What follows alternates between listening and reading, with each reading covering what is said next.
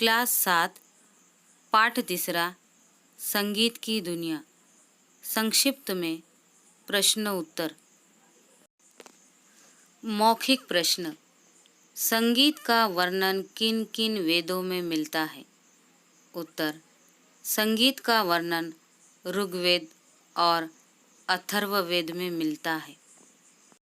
मौर्य काल में संगीत का प्रचार और प्रसार किस रूप में हुआ?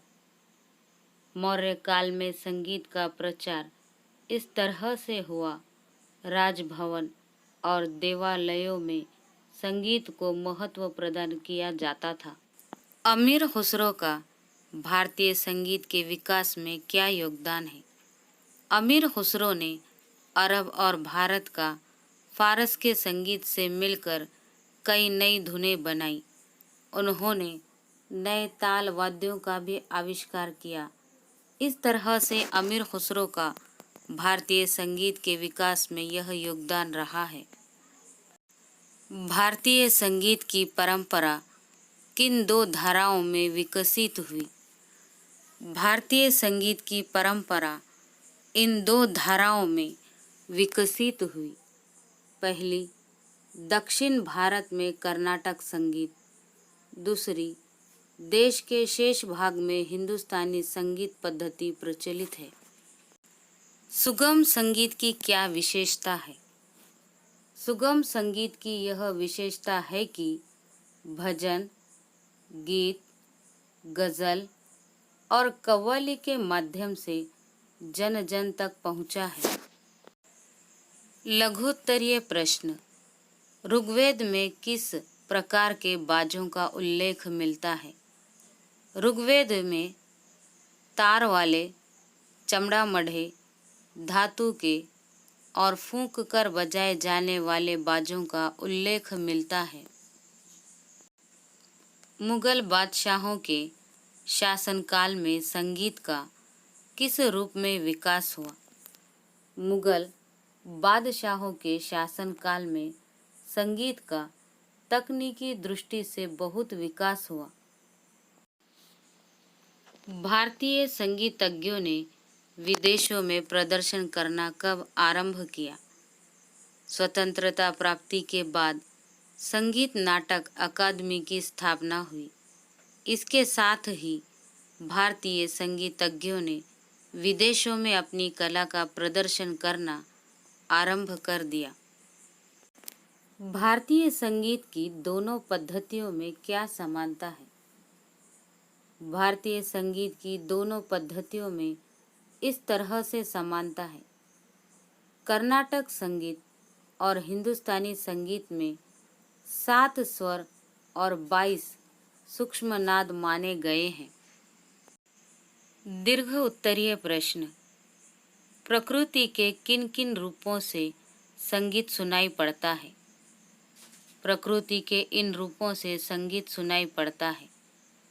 कलकल बहती नदी, उमड़ते घुमड़ते मेघ, झरनों का कलकल और हवा में चलने से पत्तों की सरसराहट। गुप्त काल के राजाओं ने अपने संगीत प्रेम को कैसे दिखाया है? गुप्त काल के राजाओं ने अपने सिक्कों पर वाद्य यंत्रों को चित्रित करके अपने संगीत प्रेम को दिखाया है। राष्ट्रीय आंदोलन में संगीत ने क्या भूमिका अदा की? राष्ट्रीय आंदोलन में संगीत राष्ट्रीय भावना के प्रचार का माध्यम बना। देश प्रेम के गीतों को राष्ट्रीय जलसों में गाया जाने लगा।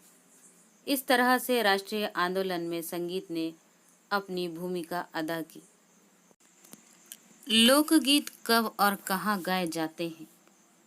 लोकगीत जन जीवन से जुड़े पर्व, उत्सव, विवाह, जन्म, कटाई बुवाई के साथ ही प्रतिदिन की आशा निराशा को व्यक्त करने के लिए गाए जाते हैं।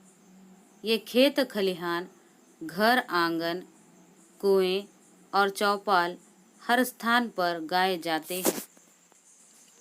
विज्ञान संगीत की महत्ता को क्यों स्वीकार कर रहा है? संगीत मानव मन की भावना से जुड़ा है। इसमें मानव मन को एकाग्रचित्त करने की अद्भुत क्षमता है।